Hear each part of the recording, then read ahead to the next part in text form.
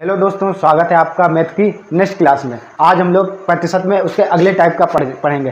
पिछले टाइम में हमने कमी और वृद्धि पे पढ़ा था। आज पढ़ेंगे क्षेत्रफल और आयतन पर आधारित। किस पर? क्षेत्रफल और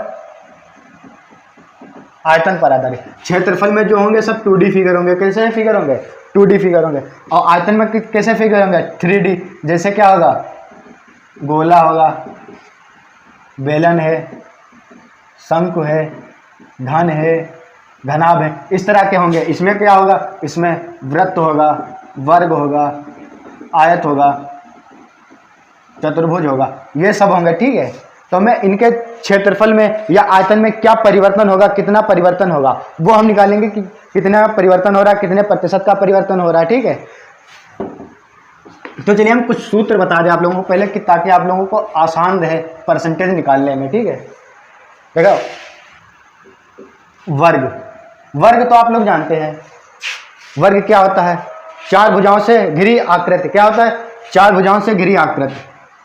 वो भी कैसी? जिसकी चारों भुजाएं क्या हो? समान हो, चारों भुजाएं बराबर हो, उसे हम क्या कहेंगे? वर्ग। अच्छा, वर्ग है। वर्ग के ना क्षेत्रफल क्या होता है? क्षेत्रफल अगर हम इसकी एक भुजा ए मान ले तो ये सभी क्या होंगी? ए होंगी, ए ही होंगी। या अगर हम इसकी यक्स मान ले तो सभी क्या होंगी? एक्स होंगी। ठीक है, क्योंकि चारों भुजाएं क्या होती है? समान। तो इसका क्षेत्रफल क्या होता है? भुजा स्क्वायर। क्या होता है? भुजा स्क्वायर। क्या होता है? भुजा स्क्वायर ए स्क्वायर। भुजा स्क्वायर क्या होता है? ए स्क्वायर। चलिए, इसका क्षेत्रफल का सूत्र क्या होता है? भुजा स्क्वायर। और परिमाप का क्या होता है? 4 गुणे भुजा।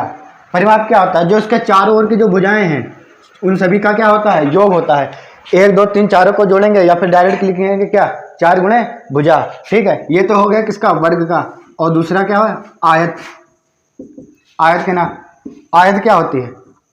आयत होती है भाई चार भुजाओं से घिरी आकृति जिसके आमने सामने की भुजाएं क्या होती हैं? बराबर होती हैं। जिसके आमने सामने की क्या हो? भुजाएं बराबर हो, उसे हम क्या कहेंगे? आयत कहेंगे। उसे क्या कहेंगे? आयत। इसका क्षेत्रफल क्या होता है? देखो, ये L ये B, मतलब एक होती है लंबाई, दूसरी क्या होगी? चौड़ाई। देखो आमने सामने भुजाएं, तो एक क्या होगी? लंबाई, दूसरी क्या होगी? चौड़ाई। तो क्या होता है? L गुणे B। क्या होता है? L गुणे B, या लंबाई गुणे चौड़ाई। लंबाई गुणे चौड़ाई। इसका सूत्र क्या होता है? लंबाई गुणे चौड़ाई। और इसके परिमाप का क्या सूत्र होता है? परिमाप का, चलिए परिमाप का क्या सूत्र होता है? 2L + B।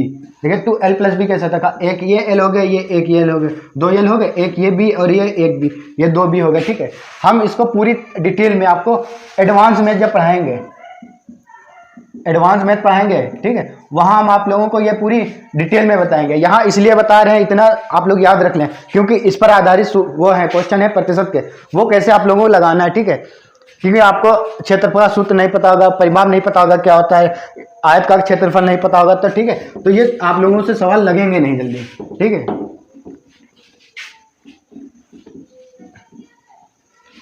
अगला देखिए, अगला होता है वृत्त। क्या होता है? वृत्त। वृत्त क्या होता है? यही तो होता है वृत्त। इसका क्षेत्रफल क्या होता है? क्षेत्रफल होता है पाई r स्क्वायर। और इसकी परिधि, वहां क्या होता था? परिमाप। वर्ग और आयत में क्या होता था? परिमाप। इसमें क्या है? परिधि। इसके चारों तरफ ये जो एरिया है ये क्या है? परिधि। इसका सूत्र क्या होता है? 2πr। क्या होता है? 2πr।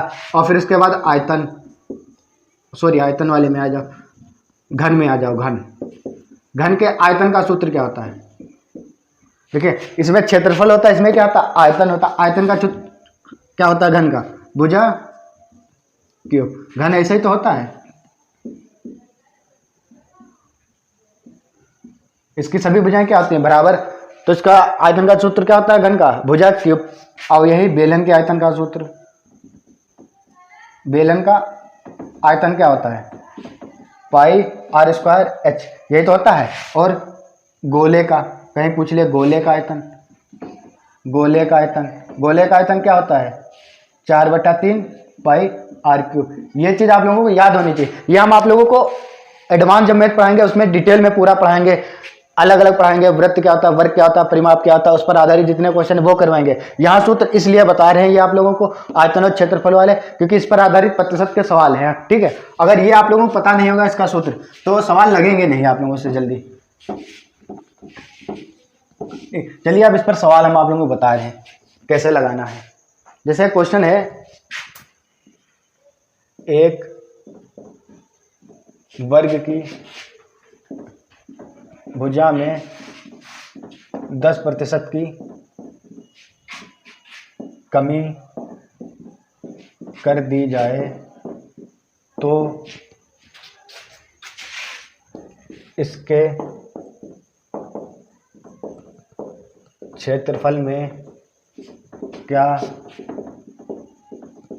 परिवर्तन होगा। क्वेश्चन लिखा हुआ है कि एक वर्ग की भुजा में 10% की क्या हो गई, वृद्धि हो गई। भुजा में उसकी भुजा कितनी बढ़ाएगी, 10% बढ़ाएगी, तो उसके क्षेत्रफल में परिवर्तन ज्ञात करना। क्षेत्रफल का सूत्र क्या होता है, भुजा स्क्वायर, यही तो होता है भुजा स्क्वायर, ये तो होता है भुजा स्क्वायर। ठीक है, पहले हम मान लेते हैं उसका क्षेत्रफल, भुजा कितनी थी, 100% थी। कितनी थी, 100% थी। उसमें 10% की कमी कर दी गई, सॉरी कमी कर दी गई, कमी वृद्धि नहीं की गई, कमी की गई। तो जब उसमें 10% की कमी की, कहाँ पहुंच गए, 90। कहाँ पहुंचाएंगे, 90%। कितनी पहुंचाएंगे, 90। देखो भुजा में 10% की कमी की गई, 100 से कहाँ पहुंचाएगी, 90। अब देखो क्षेत्रफल का सूत्र क्या होता है, भुजा गुणे भुजा, तो 100 90 गुणे 90। अब बटे में कितना लिखेंगे, 100% के लिए 100, 0 से 0, 9 9 81, कितना आ रहा है, 81%। पहले माना कितना हमने था, 100% क्षेत्रफल, कितना माना था, 100। अब कितना आ रहा है, 81%। क्या हो रहा है, यहाँ से यहाँ कुछ परिवर्तन हो रहा है, परिवर्तन हो रहा है, कितना हो रहा है, 19%। परिवर्तन क्या आ रहा है, 19%। क्या परिवर्तन हुआ, 100 से 81 हुआ, 19% क्या हुई, कमी। क्या हुई, कमी। तो उसके क्षेत्रफल में कितनी कमी हो जाएगी, 19% की कमी हो जाएगी। कैसे, सूत्र क्या होता है, भुजा गुणे भुजा या भुजा स्क्वायर होता है। तो 10% की कमी हुई, कितनी, 90। 90 गुणे 90 अपटे में 100, कितना आ जाएगा, 9 9 81, कितना आएगा, 81 आएगा। 100 से कहाँ पहुंच गए, 81 पे। कितना कितने कमी हुई, 90 की कमी हुई, वो सॉरी 19% की क्या हो गई, कमी हो गई। ठीक, समझ गए। इसके बाद चलिए, इसके बाद अगला देखिए इसी तरह का।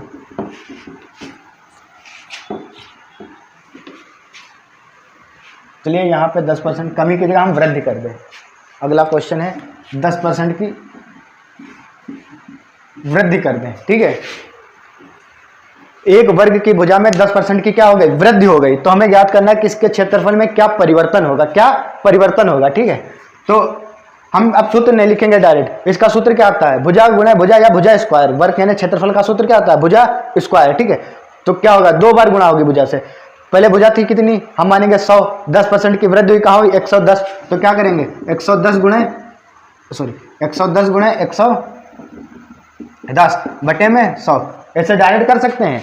110 गुणे 110 कितना आएगा, 0 से ये 2 0 काट 11 ग्राम, 121। 100 से कितना फालतू आ रहा है, 100 से कितना फालतू आ रहा है, 21% फालतू आ रहा है। तो परिवर्तन क्या होगा, परिवर्तन 21% की क्या होगी, वृद्धि होगी। किसमें वृद्धि होगी, किस परसेंट की, क्षेत्रफल में 21% की वृद्धि होगी। कब, जब उसकी भुजा 10% बढ़ा देंगे, ठीक है। ये तो इसका डायरेक्ट तरीका है, डायरेक्ट लगाना। अगर आपको डायरेक्ट ना पसंद है तो वही लिखना, भुजा गुणे भुजा या भुजा स्क्वायर। फिर उसकी भुजा 100 मानना, 100 से 10% बढ़ाना, 110, 110 बटे में 100 काटेंगे 121। उसका क्षेत्रफल, पहले जब भुजा 100% थी तो क्षेत्रफल भी 100% होगा। जब क्षेत्रफल 100% था, अब आ रहा है 121%। तो कितने की वृद्धि हो रही, 21% की वृद्धि हो रही है, ठीक है। समझ गए। चल, ये तो था इसका डायरेक्ट तरीका, ठीक है। चलिए इसके बाद अगला देखिए,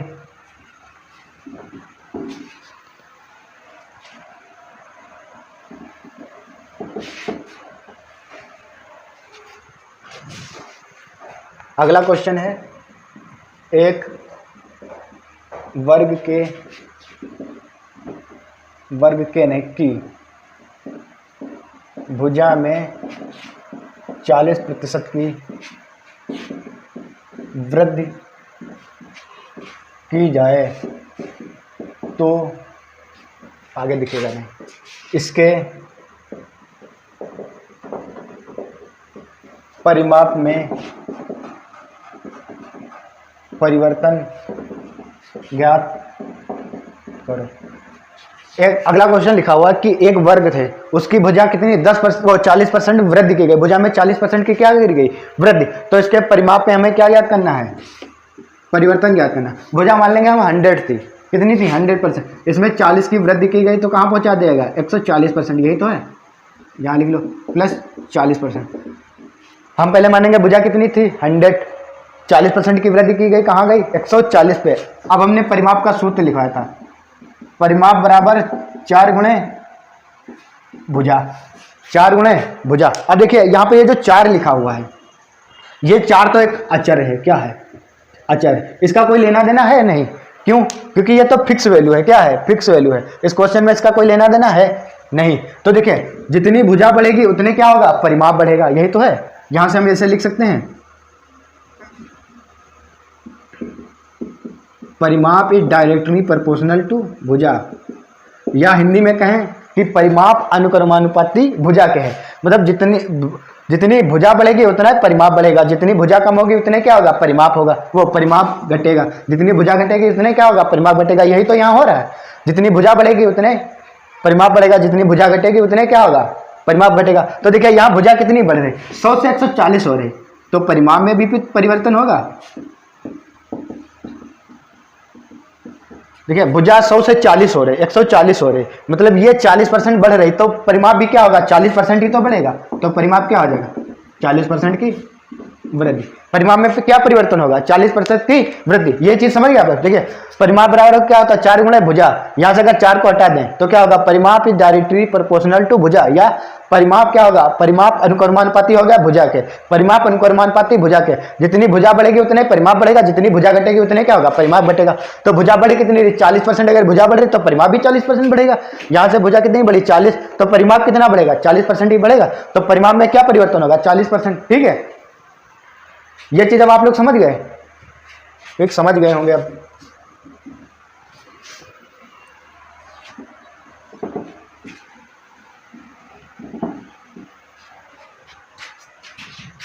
अगला क्वेश्चन देखिए,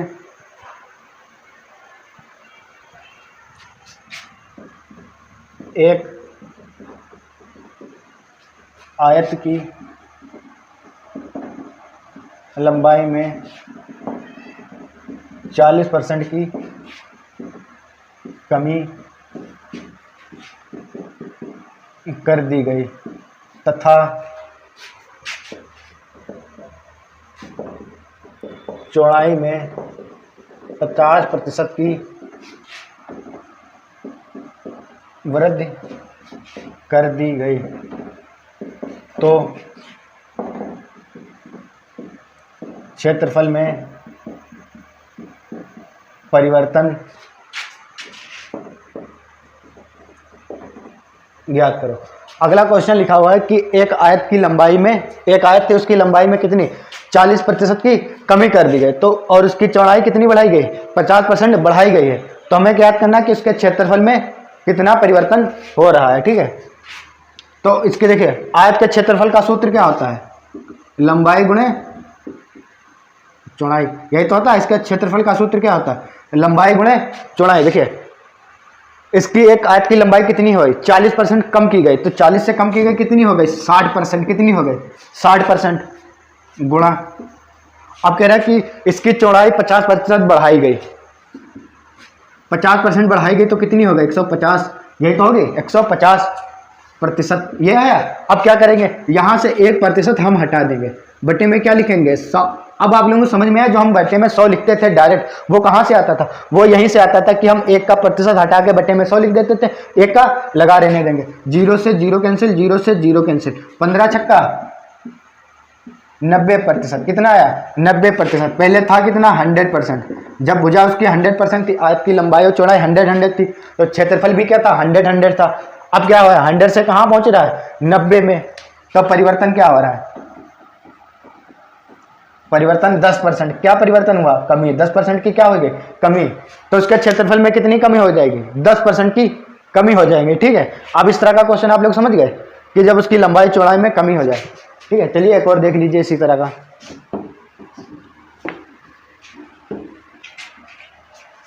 यहां हम इसी में एडिट करे दे रहे हैं, ठीक है, आप लोग अलग से लिख लेना। उसकी लंबाई में 20% की वृद्धि की जाए और उसकी चौड़ाई में क्या करा जाए, 30% की वृद्धि की जाए। ठीक है, एक आयत की लंबाई में 20% की क्या हुई, वृद्धि हुई और उसकी चौड़ाई में 30% की वृद्धि हुई, तो हमें याद करना क्षेत्रफल में क्या परिवर्तन होगा। देखिए, लंबाई में 20% की वृद्धि हुई, कहां पहुंचे, 120, कहां पहुंचे, 120% या परसेंटेज ना लगाओ, और उसकी चौड़ाई में 30% की वृद्धि हुई, कहां पहुंची, 130, बट्टे में क्या होगा, 100, एक का परसेंट 100, एक का लगा रहने दो, वो अभी गायब रखो या लगा दो, 0 से 0, 0 से 0, 12 13 की गुणा कितनी आएगी, 156, कितनी आएगी, 13 दूनी 26, 13 कम 13 2 15, 156%। पहले हमने मानी कितनी थी, 100 से कहाँ पहुंच गए, 156 पे, 100 से कहाँ पहुंच रहे, 156 में। कुछ परिवर्तन हो रहा है, क्या परिवर्तन हो रहा है, परिवर्तन हो रहा है 56% का, क्या होगा, वृद्धि होगी, क्या होगी, वृद्धि होगी, तो उसके क्षेत्रफल में कितनी वृद्धि हो जाएगी, 56% की क्या हो जाएगी, वृद्धि हो जाएगी। ठीक है, अब ये वर्ग के क्षेत्रफल में, आयत के क्षेत्रफल में, वर्ग के परिमाण में, क्षेत्रफल के परिमाण में, ठीक है, ये चीज आप लोग समझ गए कैसे करना है। ठीक है, एक इसी आयत वाले में एक अलग क्वेश्चन आता है, ठीक है, वो हम बता दें आप लोगों को वो कैसे करना है। ठीक है, इसी में एडिट कर दे रहे हैं।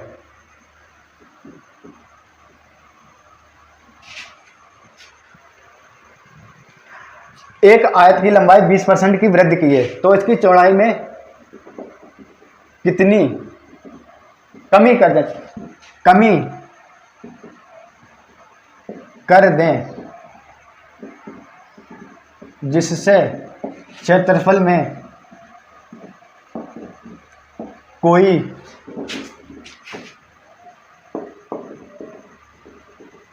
परिवर्तन ना हो। आप कह रहे हैं, देखिए, एक आयत की लंबाई में 20% की वृद्धि की गई, तो उसकी चौड़ाई में हमें कितनी कमी करनी पड़े कि उसका क्षेत्रफल में कोई परिवर्तन ना हो, उसके क्षेत्रफल में क्या हो, कोई परिवर्तन ना हो। ठीक है, तो देखिए, अगर हम 100% उसकी लंबाई माने, चौड़ाई भी 100% मानेंगे, तो क्षेत्रफल भी 100% तो होगा। जब हम उसकी लंबाई 100% मानेंगे, चौड़ाई भी 100% मानेंगे, तो क्षेत्रफल भी कितना होगा, 100% होगा। ठीक है, अब देखिए, उसकी लंबाई हमने मान ली 100% थी, उसमें 20% की वृद्धि हुई, कहाँ पहुंच गए, 120 में। जब 20% की क्या हुई, वृद्धि, 20% की वृद्धि हुई, तो हम कहाँ पहुंच गए, 120 पे। आप कह रहे हैं कि हमें इसकी जो चौड़ाई थी उसमें कितनी कमी करनी पड़े, चौड़ाई में कितनी कमी करनी पड़े कि हमें क्षेत्रफल में कोई परिवर्तन ना, मतलब इस 120 को कहाँ वापस लेके जाना है, 100 पे लेके जाना है, क्योंकि जब उसकी लंबाई 100% थी, चौड़ाई भी 100% होगी, तो क्षेत्रफल भी 100% होगा।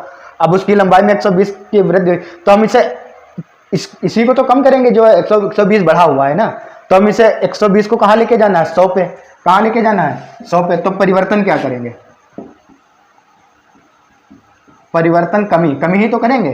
क्या करेंगे, 120 को कहाँ लेके जाना है, 20 पे, तो 20 कम करेंगे, किस में से कम करेंगे, 120 से, गुणे में 100, 0 से 0, 2 छंग 12, 6 से काटेंगे कितना आएगा, 50/3, 50/3 को क्या लिख सकते हैं, 16 सही 2/3%। तो उसकी चौड़ाई में कितनी कमी करनी पड़ेगी, उसकी चौड़ाई में 16 सही 2/3% की कमी कर दें, तो जो उसका क्षेत्रफल होगा उसमें कोई परिवर्तन नहीं होगा, उसके क्षेत्रफल में कोई परिवर्तन नहीं होगा। ठीक है, तो आप लोग ये वाला समझ गए कि जब उसकी लंबाई में वृद्धि कर दें या लंबाई में कमी कर दें, चौड़ाई में कितनी वृद्धि करें, या लंबाई में कितनी कमी करें चौड़ाई में, या चौड़ाई में वृद्धि करें तो लंबाई में कितनी कमी करें। ठीक है, तो आप लोग अब इस तरह का क्वेश्चन लगा लेंगे। ठीक है,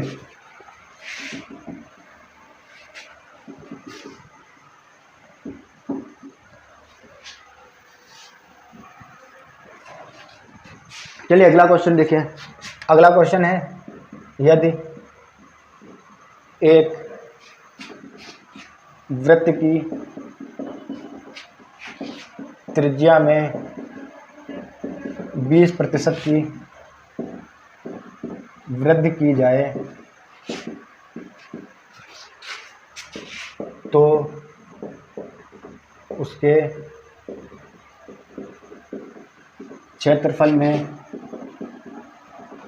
परिवर्तन क्या होगा। अगला क्वेश्चन लिखा हुआ है, यदि एक वृत्त की त्रिज्या में 20% की वृद्धि की जाए, तो उसके क्षेत्रफल में क्या परिवर्तन होगा। तो वृत्त के क्षेत्रफल का सूत्र हमने बताया था, क्या आता है, pi R square, pi R square. Pi तो कांस्टेंट है, क्या है, नियतांक है, क्या है, नियतांक है, इसकी वैल्यू फिक्स रहती है।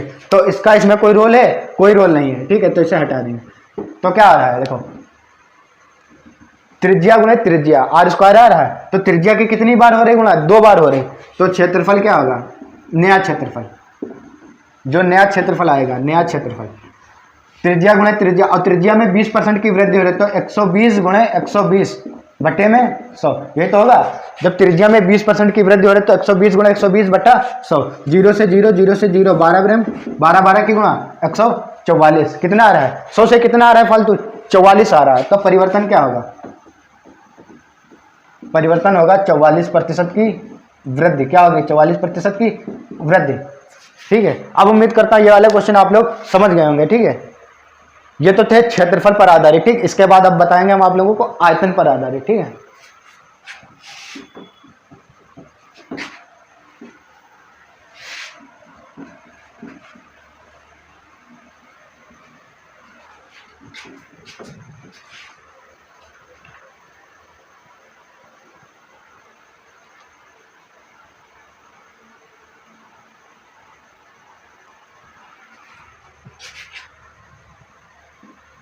एक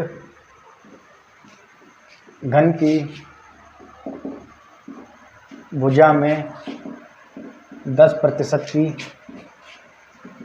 वृद्धि की जाए तो उसके आयतन में परिवर्तन ज्ञात करो। अगला क्वेश्चन लिखा हुआ है कि एक घन है, उसकी भुजा में क्या हुआ, 10% की वृद्धि की गई। एक घन की घन में उसकी भुजा में कितना, 10% की वृद्धि की गई, तो उसके आयतन में हमें वृद्धि ज्ञात करनी है, ठीक है। पहले उसकी थी कितनी, हम भुजा मान लेंगे 100%, अब कितनी हो गई, 110, कितनी हो गई, 110। और इसके आयतन का सूत्र क्या होता है, आयतन का, आयतन बराबर होता है क्या है, भुजा क्यूब, क्या होता है, भुजा क्यूब तो होता है। घन के आयतन का सूत्र क्या होता है, भुजा क्यूब।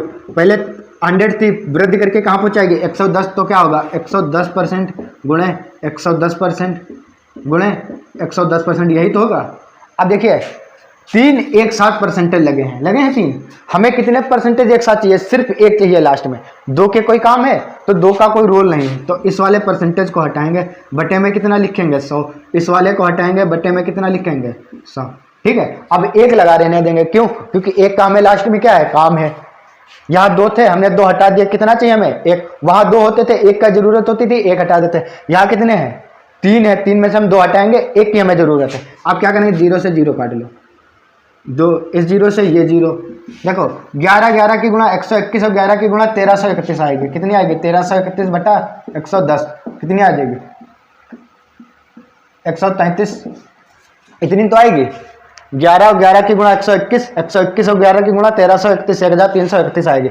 बट्टे में यहाँ 10 बचा हुआ था, बट्टे में 10 से भाग करेंगे, कितना आएगा, 133.1%, क्योंकि 1% लगा हुआ है ना, तो 133 से 133 पॉइंट, पहले आयतन कितना था 100%, 100 से पहुंच कितना आ रहा है, देखिए 33 से 33.1%, 33.1%, तो कुछ परिवर्तन हुआ,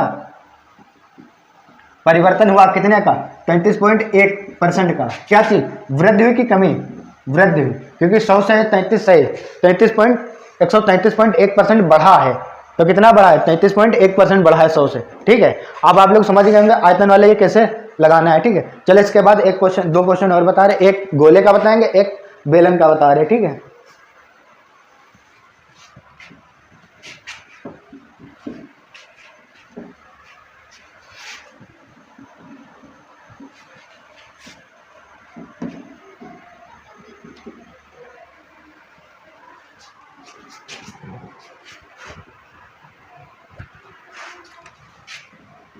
अगला क्वेश्चन है, एक गोले की त्रिज्या दुगनी कर दी जाए तो इसके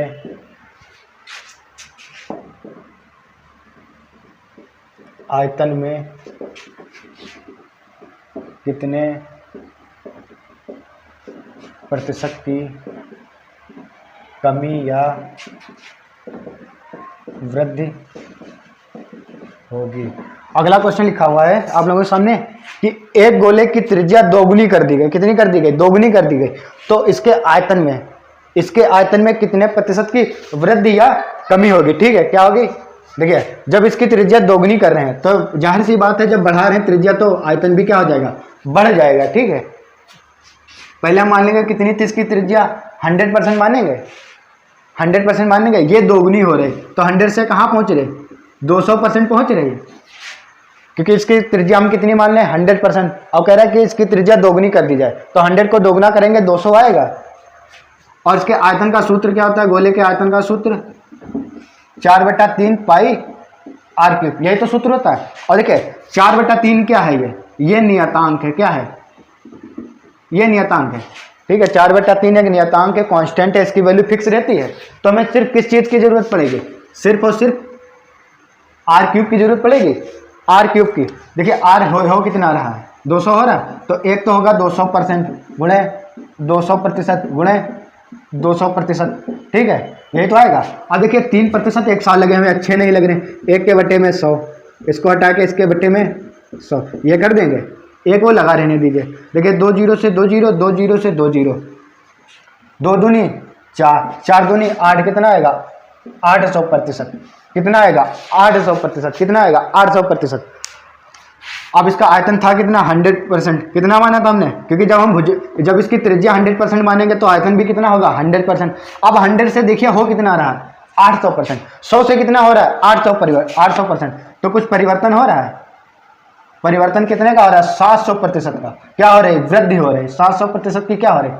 वृद्धि हो रही है। ठीक है, देखिए इसमें कह रहा था कि एक गोले की त्रिज्या को दोगुना कर दें। 100 से कहाँ ले गए? 200 पर। आयतन का सूत्र क्या था? 4/3 पाई आर क्यूब। जो 4/3 तो कांस्टेंट है, नियतांक है, उससे लेना देना कुछ है नहीं। ठीक है, हमें क्या चाहिए? सिर्फ आर क्यूब चाहिए। आर क्यूब का मतलब 200% गुणे 200% गुणे 200%, यही तो होगा। अब देखिए हमें 3% मिल लेते हैं, 3 में हमें सिर्फ 1% की जरूरत है, तो 2% हटाएंगे, बटे में क्या लिख देंगे? 100। इस यहाँ से हटाएंगे 100, बटे में यहाँ लिखेंगे 100, 0 से 0 काट लेंगे, 2 दूनी 4 दूनी 8, 800% आया। जब उसकी त्रिज्या 100% थी तो आयतन भी 100% होगा। पहले आयतन 100% था, अब कितना हो रहा है? 800% हो रहा है। तो कितना बढ़ रहा है? 100 से कितना बढ़ रहा है? 700 बढ़ रहा है। तो 700 बढ़ रहा है तो परिवर्तन क्या आ रहा है? 700% की वृद्धि। क्या हो रही है? 700% की वृद्धि। ठीक है, चलिए इसके बाद अगला देखिए, इसको मिटा देते हैं।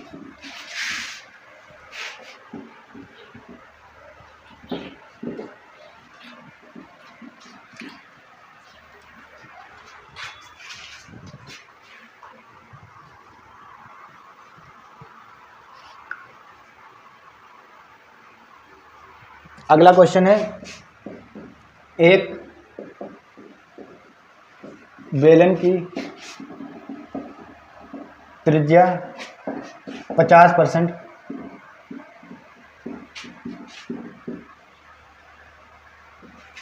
यही लिखो, एक बेलन की त्रिज्या 50%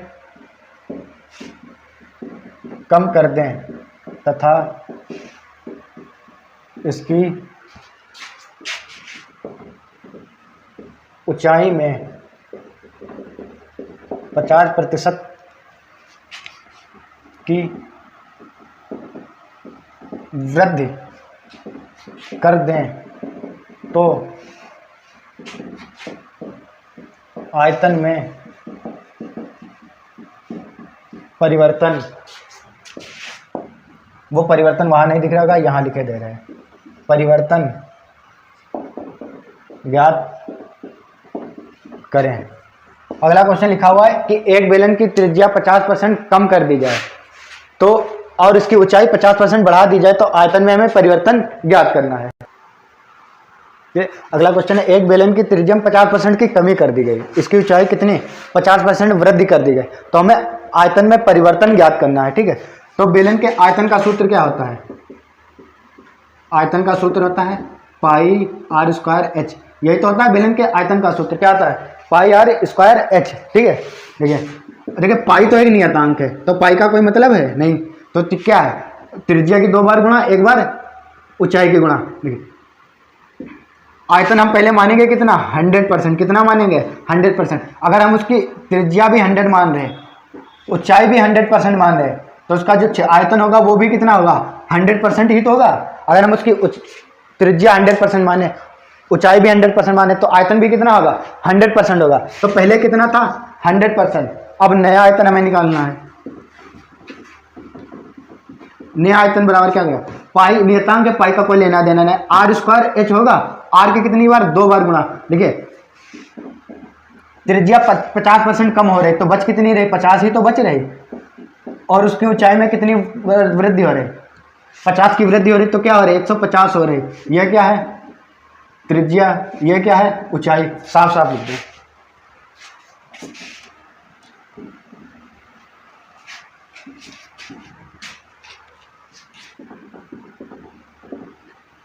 त्रिज्या में 50% की वृद्धि हो रही, कितने हो रहे, कमी हो रही, 50 हो रही, और उसका ऊंचाई, ऊंचाई में 50% की वृद्धि हो रही, तो कितनी हो रही, 150। और आयतन का सूत्र क्या होता है, पाई आर स्क्वायर एच। पाई का कोई लेना देना नहीं क्योंकि यह नियतांक है, तो आर स्क्वायर एच, यही तो होगा, आर स्क्वायर एच।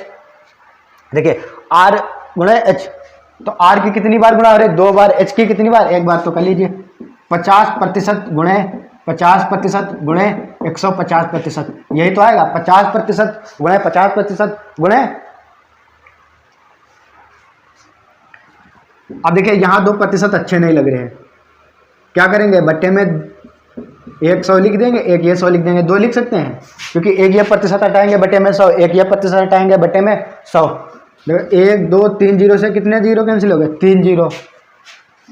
अब गुणा कर लीजिए, 15 × 75 गुणे 5/10 गुणा कर लिए 25, 5 7 35 37, और बट्टे में 10 है तो एक संख्या बाद पॉइंट हो जाएगा, कितना हो जाएगा, 37.5%। कितना आएगा, 37.5। हमने पहले आयतन कितना माना होगा, 100%। कितना होगा, 100%, क्योंकि जब उसकी त्रिज्या 100% थी, ऊंचाई 100%, तो आयतन भी 100% होगा। अब आयतन 100% से कहाँ गया, 37.5%, कहाँ गया, 37.5%। तो कुछ परिवर्तन हुआ, कितना कम हो गया, 62.5% कम हो गया। कितना कम हो गया, 62.5%। क्या हो गई, कमी हो गई। तो उसके आयतन में कितनी कमी हो गई, बेलन के आयतन में, बेलन के आयतन में कितनी कमी हो गई, 62.5% की क्या हो गई, कमी हो गई। देखिए इसमें त्रिज्या में 50% की कमी बता रहा था, तो त्रिज्या बची कितनी, 50% बची। ऊंचाई में 50% की वृद्धि हो रही, तो ऊंचाई कितनी हुई, 150 हुई, 50% की वृद्धि हुई तो 150 हुई। आयतन का सूत्र होता है पाई आर स्क्वायर एच। पाई जो है नियतांक है, उसका कोई रोल नहीं है, तो 50% गुणे 50% गुणे 150, 2% हटाएंगे बटे में 200 लिखेंगे, क्योंकि 3 एक साथ प्रतिशत अच्छे नहीं लिखते। जब इन सबकी गुणा कराएंगे तो कितना आएगा, 37.5%। पहले आयतन कितना था, 100, अब कितना आ रहा है, 37.5%। कम हो रहा है, कितना कम हो रहा है, 62.5% की कमी हो रही है। ठीक है।